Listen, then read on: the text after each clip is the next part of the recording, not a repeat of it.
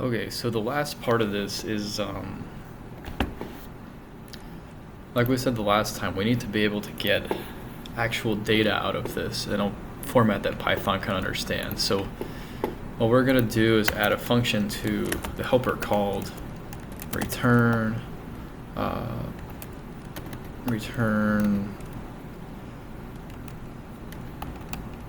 samples size, and we're going to pass our audio session in, and what we're going to return is an integer that is the length of our audio, the length of our captured samples.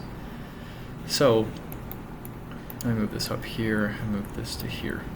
So let's do this like this. We're going to copy and paste this down underneath our stream. Okay. So all we're going to do is we're going to create we don't really even need to do this. We're just going to return session data index. That's it. And this is ultimately going to be the length of our captured data, because if you recall, inside of our callback function, every time we put a sample into our samples data structure, we increment the index, so it's tracking from 0 to length -1. So now we have to go in here. We should go to our header file, copy this, and we have to make Cython aware of this. And then we can define a get sample size, and we need to pass in self because we have to give it the stream pointer inside of get samples self.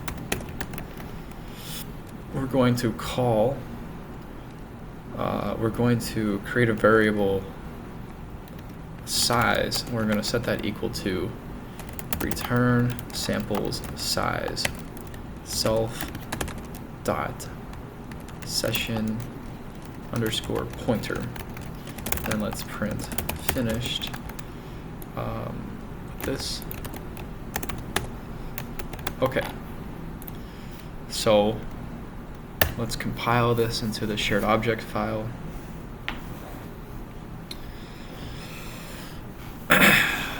And then let's edit our test setup, and let's say size equals test class dot get.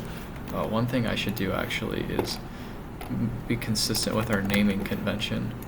Test get sample size C. Okay, let's go ahead and recompile this then so that we have the right YouTube. I don't want YouTube. Close that. Get out of here, YouTube.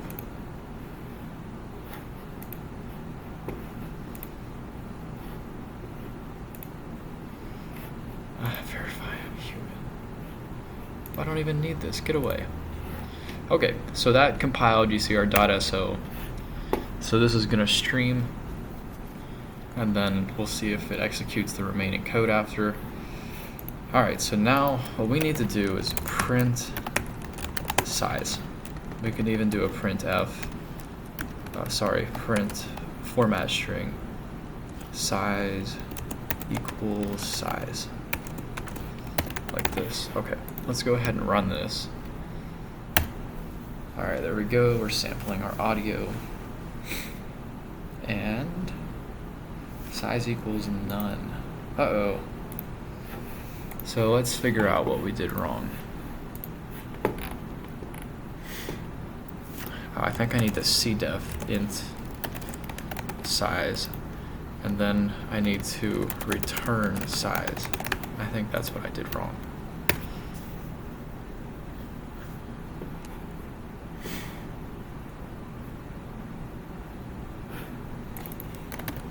cdef size. I forget what the syntax is for this, but we're gonna find out.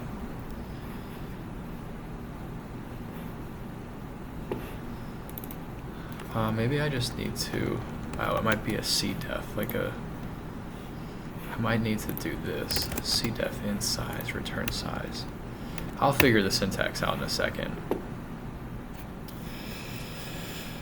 I think that you need to create a Cython definition for int size, because this is returning an int and we're calling it size, and then you can return size because Python can handle an integer. So we're able to return this to Python and say, hey, here's something you can handle. There we go. So now we're printing the last index and we got it. Perfect. So the next thing we need to do is we actually need to return data. So let's go back into our setup and we're going to return a double pointer to a double. Return samples, audio session. Okay, and then let's go in here. Sorry, I think this was actually a float pointer that we defined for our audio session. So let's go down here and do the same kind of syntax. Let's close this and then type return session data. Actually, this isn't a pointer, this is just a straight floating point variable, so let me change this.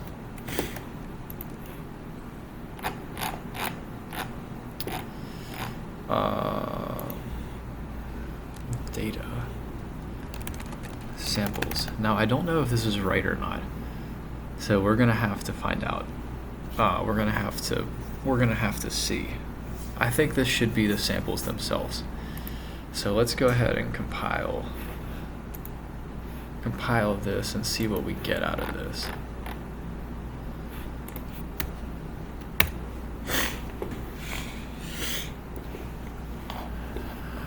What did I botch? Oh, I bet I didn't put a ending thing at the end of this. Yeah, so that's what I need.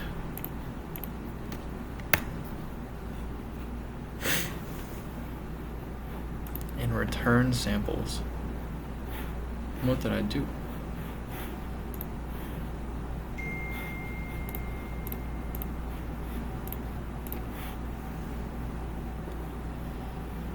Failed. Returning type flow. Sample is a float pointer. So I don't know what I'm thinking. I'm tired. Okay. So what we need to do is return this as a float pointer. Yeah, let's do that. Okay, and then in our audio wrapper, what we can do is this. We need to make this aware of the function, right? We need to do a cdef, a Cython definition for this floating pointer.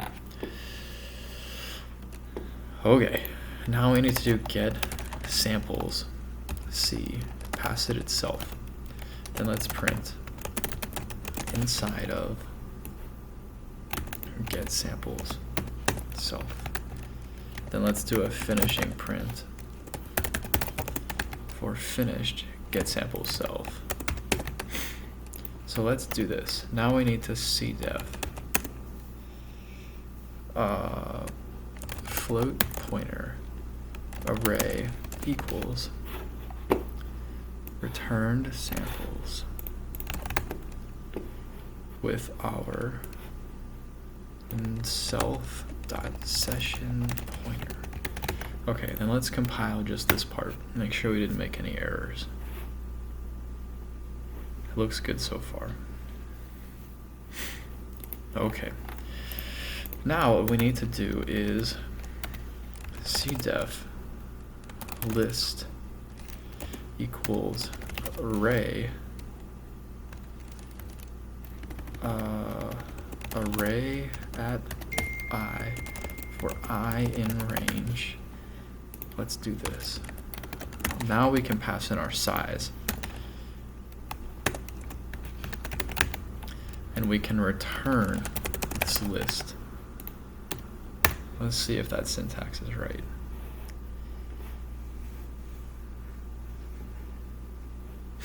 Perfect. Okay. Now let's go in here and say data equals test class.get samples with the size. And let's run this and see what happens. Oh, fucking YouTube. Okay, we've got our samples. It'll sample out. Sample size has no, oh my goodness, it did sample C. That was so anticlimactic.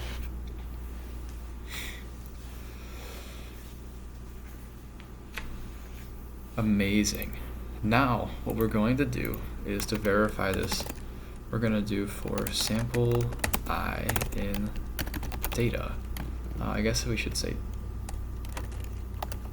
let's just keep it like this. We're going to print. We also need a count.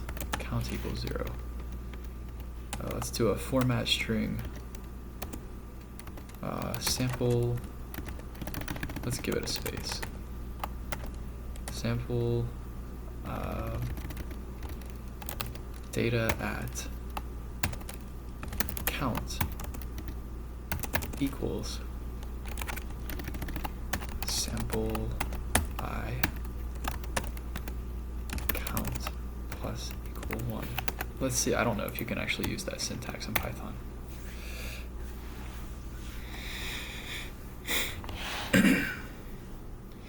Look at that. There we go. We have now actually written, we have now successfully written a wrapper for our C code that creates a data stream with these parameters and returns us back the size and the actual data stored in that stream. So the key to this was including this function, the get sample size, and then get samples. So what we did was we wrote a function that returns the size of the number of samples. So essentially the number of samples related to the index, right? So the index tracks how many samples we had. And then we also return our samples as this float pointer. This float pointer is something that Cython can handle because it can take this, and one of the features it has is to, like, I don't know this for sure, but it can take this array structure and turn it into a list. And from there you can return a list because Python can handle a list. Python can't handle a float pointer, but it can handle a list. And Python can also handle an integer. So that's essentially the key of what we're doing, is we're taking our C structures that we needed to interface with the hardware and taking the data off of them and giving them to a nice clean Python interface. So the next thing we need to do is actually wrap this code into a nice class or a function, and that's what I'm going to do in the next video, is show how the modules in Python can be set up to have cleaner code, because essentially you don't want the user having to do this process here. You just want to return them back the size and the amount of data they got, and the data itself, so they can do whatever they want with their application. So that's where I'll stop this video, and then in the next one we'll wrap this module and then kind of show how to add the Python paths to the Python path variable, so that you can so the Python knows where your modules are.